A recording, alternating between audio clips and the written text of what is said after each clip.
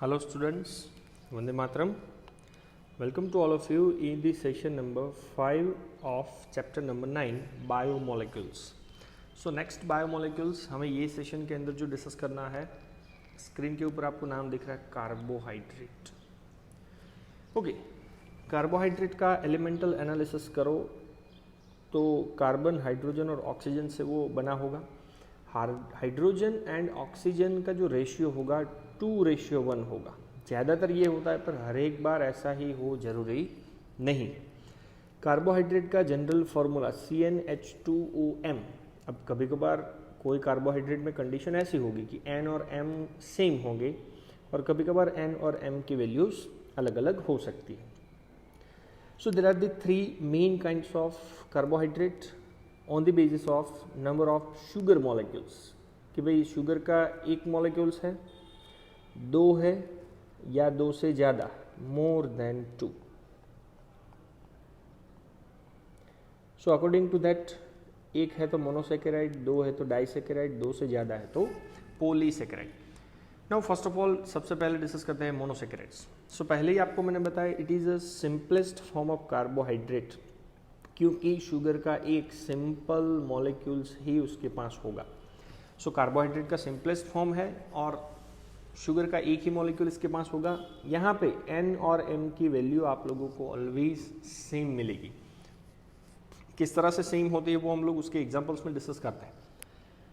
Now कोई भी monosaccharides आप उठा करके ले लो तो उनके पास दोनों में से कोई भी एक ग्रुप ऑलवेज अवेलेबल होता है. या तो अल्डिहाइड CHO और कीटोन C+O. तो अगर वो शुगर के पास अल्डिहाइड ग्रुप है उसे बोला जाएगा अल्डोज शुगर, और अगर कीटोन ग्रुप है देन उसे बोलेंगे कीटोज शुगर. तो जनरल कैरेक्टरिस्टिक्स मोनोसेकेराइड के देखो, sweet in taste, soluble in water, cell membrane के थ्रू उसको इजीली पास किया जाता है. बिकॉज आपको मैंने पहले ही बताया ये कैसा मॉलिक्यूल है, एकदम सिंपल मॉलिक्यूल है. एंड सिंपल मॉलिक्यूल है तो उनका फर्दर हाइड्रोलिसिस करना, फर्दर हाइड्रोलिसिस का मतलब है उनका ब्रेक डाउन करना पॉसिबल नहीं है, क्योंकि खुद ही सिंपल है. So sweet in taste, soluble in water, can pass through the cell membrane and उसका फर्दर हाइड्रोलिसिस पॉसिबल नहीं है. Now on the basis of number of carbon कि मोनोसेकेराइड के अंदर कार्बन के नंबर कितने हैं, उनको ध्यान में रखते हुए मोनोसेकेराइड्स को 3 ग्रुप में डिवाइड किया जाता है. सो 3 ग्रुप में सबसे पहला ग्रुप है ट्रायोज शुगर. तो ट्रायोज के ऊपर से आपको समझ में आ रहा है कि भाई कार्बन के मॉलिक्यूल्स इसके पास कितने होंगे, 3 होंगे. सो ट्रायोज शुगर का मॉलिक्यूलर फॉर्मूला नीचे लिखा हुआ है C3H6O3. अब यहाँ पे N और M की वैल्यू कैसे सेम होती है तो आपको मैं ये एक एग्जांपल एक्सप्लेन कर देता हूँ. ये जनरल फार्मूला था CnH2OM. तो वहाँ पे C कितने हैं, 3. सो N = 3. एंड अगर वाटर के मॉलिक्यूल अगर आप काउंट करो तो वाटर के मॉलिक्यूल आप लोगों को कितने मिलेंगे, 3. सो N और M की वैल्यू कितनी होती है, 3. मतलब दोनों सेम है. नाउ ट्रायोज शुगर के 2 एग्जांपल्स आप लोगों को स्क्रीन के ऊपर दिख रहे हैं. पहला है ग्लिसरॉल्डिहाइड एंड दूसरा है dihydroxy acetone. So glyceraldehyde and dihydroxy acetone are triose sugar, जिसमें पहला ग्लिसरॉल्डिहाइड को पूरा PgAl के नाम से जाना जाता है, फॉस्फोग्लिसरॉल्डिहाइड. ओके, ये शुगर कब सिंथेसाइज्ड होता है, synthesised during the dark reaction of photosynthesis. अब आपको चैप्टर नंबर 8 के अंदर मैंने बताया था कि क्लोरोप्लास्ट के अंदर 2 टाइप की रिएक्शन होती है, एक लाइट रिएक्शन, दूसरा डार्क रिएक्शन. तो डार्क रिएक्शन में स्टार्च बनने वाला है. सो जब स्टार्च बनता है तब ये फॉस्फोग्लिसरॉल्डिहाइड नाम की शुगर जनरेट होती है, जिसके पास अल्डिहाइड ग्रुप होने की वजह से उसे बोला जाता है अल्डो ट्रायोज शुगर. और ऐसे ही एक दूसरा एग्जांपल है DHAP, डाइहाइड्रोक्सी एसीटोन फॉस्फेट. कब फॉर्म होता है, during the time of respiration. उसके पास कीटोन ग्रुप होने की वजह से उसका नाम है कीटोट्रायोज शुगर. ओके, तो ये दोनों के लीनियर स्ट्रक्चर्स आप लोगों को दिख रहे हैं, glyceraldehyde and second one is the dihydroxy acetone phosphate. Okay, ये पहला मोनोसेकेराइड हुआ. मोनोसेकेराइड का क्लास नंबर 2 जिसका नाम है पेंटोज शुगर, फॉर्मूला होगा C5H10O5। एग्जाम्पल्स, राइबोज शुगर जो प्रीवियस सेशन के अंदर मैंने आपको बताया था आरएनए और एटीपी बनाने के लिए काम में आता है। डिऑक्सीराइबोज शुगर डीएनए बनाने के लिए काम में आता है। सो ये दोनों के पास आल्डोज ग्रुप होने की वजह से, आल्डिहाइड ग्रुप होने की वजह से उसका नाम है आल्डो पेंटोज शुगर। और कीटो पेंटोज शुगर का एग्जांपल है रिबुलोज बाई फॉस्फेट। तो ये रिबुलोज बाई फॉस्फेट के पास कीटोन ग्रुप होने की वजह से उसका नाम दिया जाता है कीटो पेंटोज शुगर, या तो उसको शॉर्ट फॉर्म में कभी कभार RUDP के नाम से भी जाना जाता है। ये तीनों रहे उसके लीनियर स्ट्रक्चर्स। तो ये राइबोज शुगर, डिऑक्सीराइबोज शुगर और ये है रिबुलोज शुगर। ओके, अब आपको न्यूक्लियोटाइड के अंदर मैंने ये साइक्लिक स्ट्रक्चर्स दोनों के दिखाए थे। तो दोनों के अंदर एक ही डिफरेंस होता है, आपको पता है कि डिऑक्सीराइबोज में सेकंड नंबर के कार्बन पे एक ऑक्सीजन कम होगा। ओके, क्लास नंबर 3 जिसका नाम है हेक्सोज शुगर। मॉलिक्यूलर फॉर्मूला आपको दिख रहा है C6H12O6। एग्जाम्पल्स आपको दिख रहे 3, ग्लूकोज, गैलेक्टोज एंड फ्रुक्टोज। तो ये ग्लूकोज और गैलेक्टोज के पास आल्डिहाइड ग्रुप होने की वजह से वो शुगर का नाम है आल्डोहेक्सोज शुगर, एंड फ्रुक्टोज के पास कीटोन ग्रुप होगा इसलिए उसका नाम है कीटोहेक्सोज शुगर। अब ये सब शुगर कौन कौन से कंपोनेंट में अवेलेबल होती है, तो सबसे पहले बात कर लो फ्रुक्टोज की। तो fructose is found with in the juice of fruits, कि फ्रूट के जूस के अंदर जो शुगर होती है उसे बोला जाता है फ्रुक्टोज। ग्लूकोज, तो ग्लूकोज कैसे बनेगा? So glucose is form by the digestion of starch. अब स्टार्च तो एक पॉलीसेकेराइड का एग्जाम्पल है। अब ये पॉलीसेकेराइड को अगर आप ब्रेक करते हो तो लास्ट में आप लोगों को क्या मिलेगा? Glucose. Third, digestion of milk. अगर मिल्क का आप डाइजेशन करते हो, लिसन याद रखना, मिल्क के अंदर जो शुगर होती है वो शुगर का नाम है लैक्टोज। अभी हम लोग डिस्कस करेंगे, डाइसेकेराइड का ये एक एग्जांपल है। सो लैक्टोज का जब भी आप डाइजेशन करते हो तो आपको मिलने वाली दो शुगर गैलेक्टोज एंड ग्लूकोज। अब ये तीनों शुगर जो है provide energy of the body, कि बॉडी को एनर्जी प्रोवाइड करने का काम ये तीनों शुगर का है, जैसे कि ग्लूकोज, गैलेक्टोज एंड फ्रुक्टोज। तो ये तीन उसके लीनियर स्ट्रक्चर्स आप लोगों को दिख रहे हैं, और उसके बाद ये तीन है उसके साइक्लिक स्ट्रक्चर्स, तो ग्लूकोज, फ्रुक्टोज और गैलेक्टोज। तो ये पहला क्लास यहाँ पे कंप्लीट होता है मोनोसेकेराइड्स। तो मोनोसेकेराइड्स के बाद सेकंड क्लास है डाइसेकेराइड्स। सो डाई मतलब दो। So is form when two molecules of monosaccharides mostly hexose. तो वो तीन एग्जांपल आपको कंसिडर करने हैं, या तो ग्लूकोज, गैलेक्टोज या तो फ्रुक्टोज। तो इन तीनों में से कोई भी दो जब एक दूसरे के साथ लिंक्ड होते हैं देन एक वाटर का मॉलिक्यूल क्या होगा? रिलीज होगा। तो वो प्रोसेस को आप लोगों को पहले से ही पता है, क्या नाम दिया जाता है? डिहाइड्रेशन। सो डिहाइड्रेशन नाम की प्रोसेस से दो हेक्सोज शुगर जब एक दूसरे के साथ ज्वाइन होते हैं तो उन दोनों के बीच में बनने वाले बॉन्ड को बोला जाता है ग्लाइकोसाइडिक बॉन्ड। ये बॉन्ड के नाम आप लोगों को याद रखना है क्योंकि अक्सर एमसीक्यूज के अंदर ये बॉन्ड के नाम पूछे जाते हैं। सो दो मोनोसेकेराइड मोस्टली हेक्सोज एक दूसरे के साथ वाटर के मॉलिक्यूल को रिमूव करके जब बाइंड होते हैं तो बनने वाले बॉन्ड का नाम है ग्लाइकोसाइडिक बॉन्ड। जनरल फॉर्मूला होगा CnH2O n-1। तो CnH2O n-1 से उसका एम्पिरिकल फॉर्मूला बनेगा C12H22O11। किस तरह से? तो अगर चलो मैं आपको बोलूँ कि भाई मैंने जोड़ दिए दो ग्लूकोज C6H12O6 प्लस C6H12O6, तो यहाँ पे तो हमें वाटर का एक मॉलिक्यूल रिलीज करना है। तो कार्बन कितने हैं? 12। वाटर के मॉलिक्यूल अगर आप गिनोगे तो कितने हैं? 11। So n is equal to 12 and n-1। तो n-1 के लिए आप लोग कितना लिखोगे? 11। सो वाटर के मॉलिक्यूल 11 होंगे और कार्बन के मॉलिक्यूल 12। ओके, जनरल कैरेक्टरिस्टिक्स, तो disaccharide sweet in taste, soluble in water, not diffuse through the cell membrane. अब आपको समझ में आ जाना चाहिए क्योंकि अब ये मॉलिक्यूल सिंपल नहीं रहा, तो कॉम्प्लेक्स मॉलिक्यूल को सेल मेम्ब्रेन से पास करना इजी नहीं होता। हाँ, character number 4, can be hydrolysed, can be break, उनको तोड़ा जा सकता है टू इल्ड सिंपल मॉलिक्यूल। अगर आप डाइसैकेराइड को तोड़ते हो तो आपको मोनोसैकेराइड्स के 2 मॉलिक्यूल्स मिलेंगे, तो उनको तोड़ने के लिए आप या तो एसिड, जो डाइल्यूट एसिड हो उसको यूज़ कर सकते हो, अदरवाइज अप्रोप्रिएट एंजाइम्स को आप यूज़ करके उसे तोड़ सकते हो। ओके, डाइसैकेराइड्स के जनरली 3 एग्जाम्पल आपको डिस्कस करने हैं। Number 1 is the maltose, number 2 is the lactose and number 3 is the sucrose. तो ये तीनों कौन कौन सी डाइसैकेराइड्स को जोड़ने से बनते हैं? सो माल्टोज ग्लूकोज प्लस ग्लूकोज को जोड़ने से बनेगा, लैक्टोज ग्लूकोज प्लस गैलेक्टोज को जोड़ने से बनेगा, और सुक्रोज ग्लूकोज प्लस फ्रुक्टोज को जोड़ने से बनेगा। नाउ फॉर्मूला वाइज ये नंबर ऑफ मॉलिक्यूल्स कैसे जनरेट होते हैं? तो ये 2 ग्लूकोज के मॉलिक्यूल्स हैं। 2 ग्लूकोज के मॉलिक्यूल्स को जब आप एक दूसरे के साथ जोड़ते हो तो आपको कंपलसरी वाटर का मॉलिक्यूल रिलीज करना।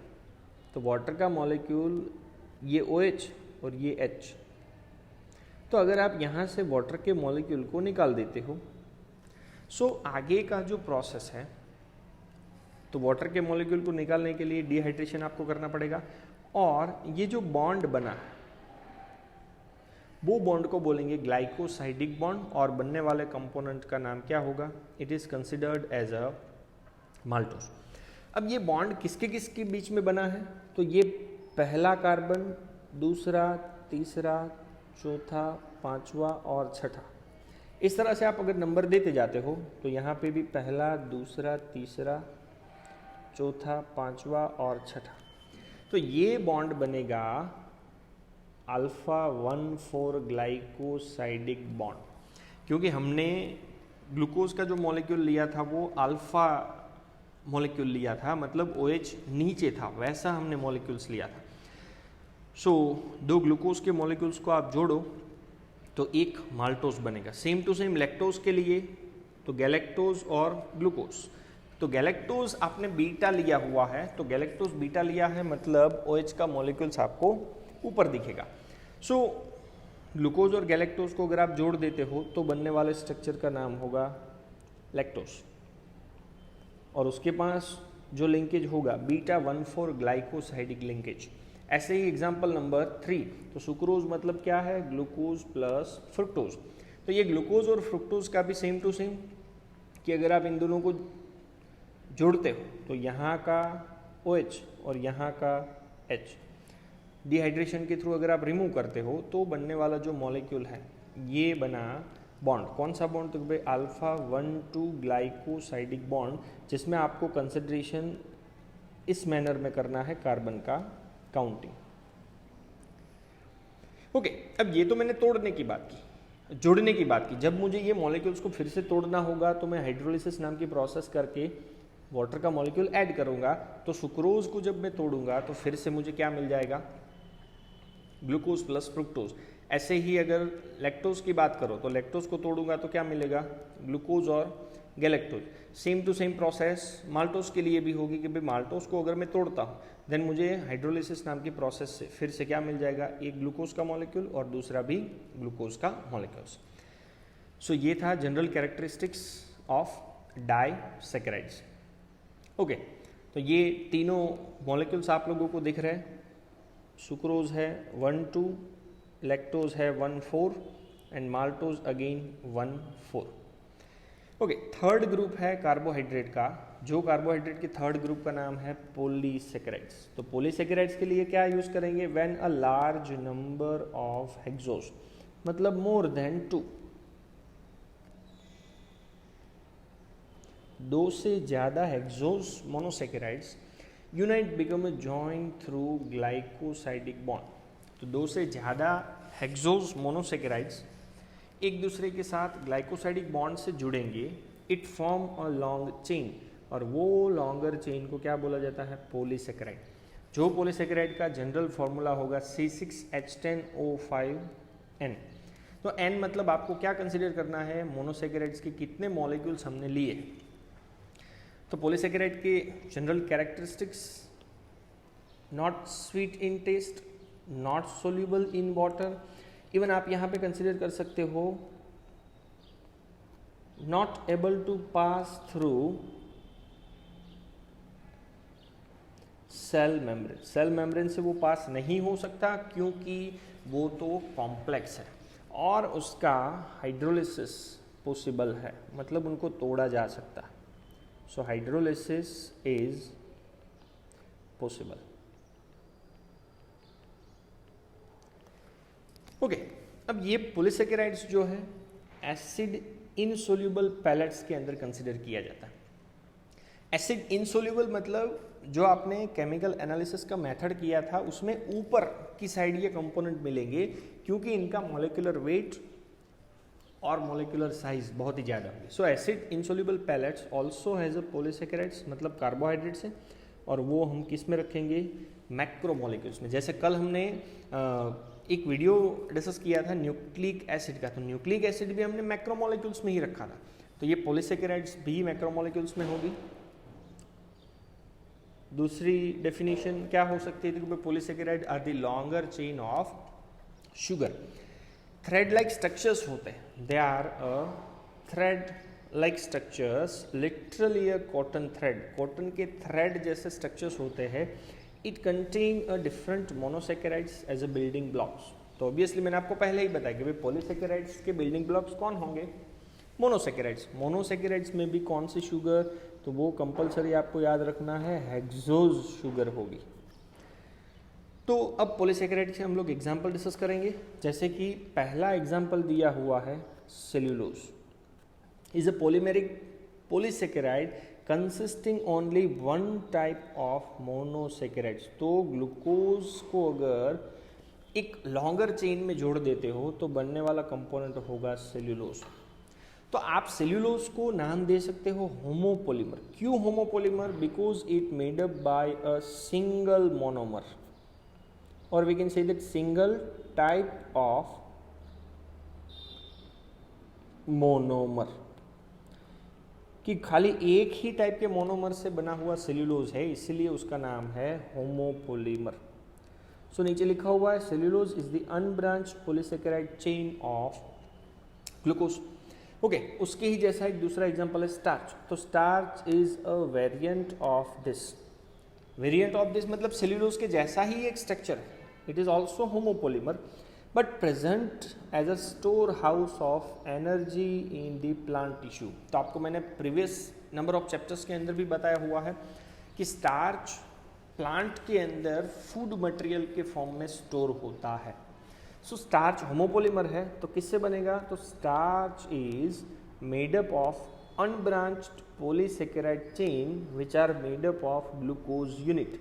तो वैसे ग्लूकोज के यूनिट का जो चेन है उसको बोला था एमाइलोज, और एमाइलोज से क्या प्रिपेयर होगा? स्टार्च। ओके, तो ये तो मैंने प्लांट की बात की। सेम टू सेम एनिमल के अंदर भी है वो वेरिएंट, उसके ही जैसा एक स्ट्रक्चर्स होता है थोड़े से वेरिएशन के साथ, जिसका नाम है ग्लाइकोजन। इवन ग्लाइकोजन भी एक टाइप का होमोपोलीमर है, मतलब एक ही टाइप के मोनोमर से बना होगा।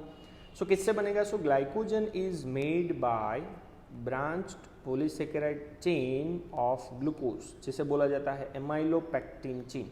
अगर ब्रांच हो तो एमाइलोपेक्टिन चेन, अनब्रांच हो तो उसे हमने स्टार्च में क्या नाम दिया था? एमाइलोज। नाउ आपको पता है कि ये जो ग्लाइकोजन है food stored in with in the animals और फंगस। तो फूड स्टोर्ड एनिमल और फंगस के अंदर होगा इन द फॉर्म ऑफ ग्लाइकोजन। तो ग्लाइकोजन के फॉर्म में एनिमल और फंगस के अंदर फूड मटेरियल का स्टोरेज होता रहता है। नाउ एग्जांपल नंबर 4 जिसका नाम है inulin. Listen, inulin is also a polymer of fructose. अभी तक जितने भी एग्जांपल्स थे वो सब ग्लूकोज के थे, पर अब फ्रुक्टोज के मॉलिक्यूल्स को एक दूसरे के साथ जोड़ दो तो बनने वाले पॉलीसेकेराइड का नाम है inulin.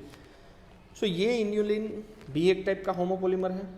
It is a polysaccharide in roots and tubers of the plant, इसलिए इसको कभी कभार डालिया स्टार्च के नाम से भी जाना जाता है। तो रूट और ट्यूबर्स के अंदर दिखने वाली शुगर है ये इन्यूलिन।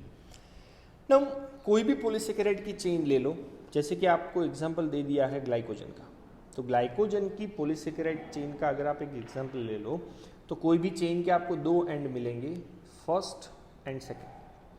चलो मैं इसको नाम दे देता हूँ लेफ्ट एंड और ये एंड होती है राइट। सो राइट एंड को बोला जाता है reducing end left end is considered as a non reducing and.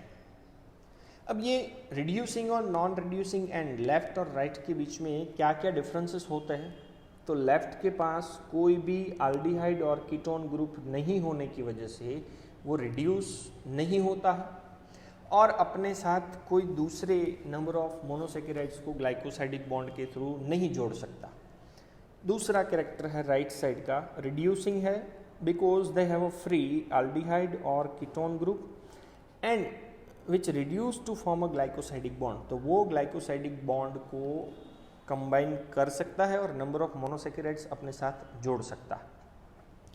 सो कोई भी पॉलीसेकेराइड का स्ट्रक्चर्स ले लो, it has a branches is shown in the form of cartoon. Cartoon के फॉर्म में आप लोगों को ब्रांच दिख रही है, तो ये एक लीनियर स्ट्रक्चर है, पर लीनियर स्ट्रक्चर में से यहाँ पे से आप लोगों को एक ब्रांच जाती हुई दिख रही है।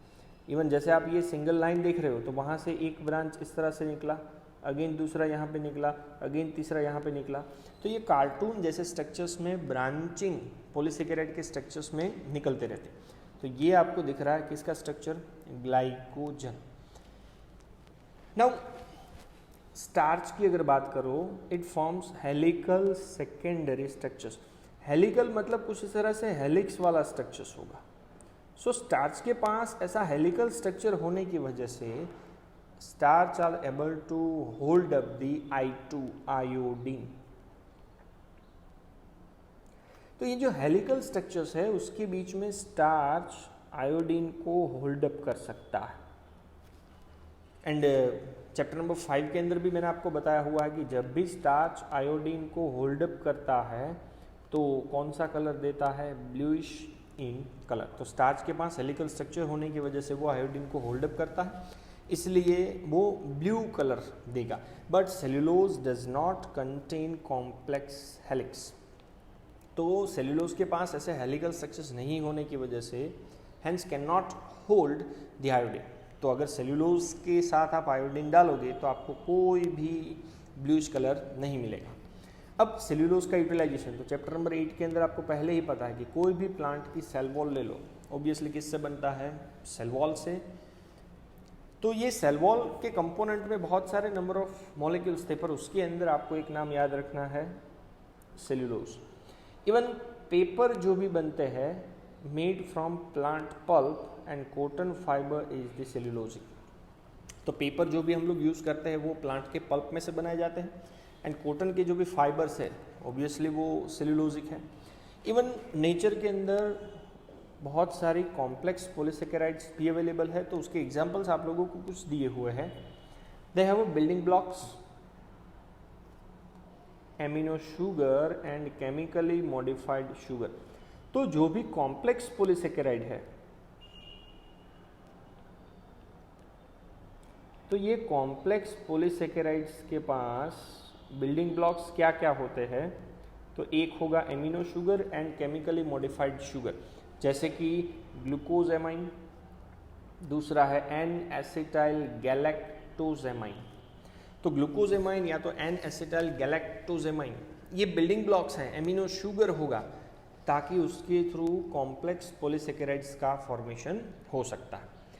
नाउ दूसरे दो एग्जांपल्स दिए हुए, जैसे कि एक्सोस्केलेटन ऑफ आर्थ्रोपोड, जितने भी इंसेक्ट हैं उनकी बॉडी के बाहर जो भी स्केलेटल्स होते हैं दे हैव अ कॉम्प्लेक्स पॉलीसेकेराइड और उसका नाम है काइटिन। तो इवन काइटिन आप ये भी बोल सकते हो कि भाई फंगस की जो सेल वॉल है, फंगस की जो सेल वॉल है वो भी काइटिन से ही बनाई जाती है। सो आर्थ्रोपोडा का जो एक्सोस्केलेटन है is a type of complex polysaccharide and is called as a chitin, तो वो भी एक टाइप का होमोपोलीमर है।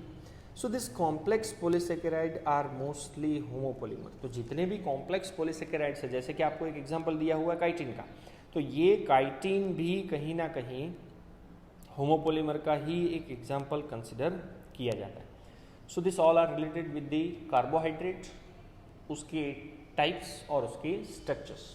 Thank you very much. जय हिंद।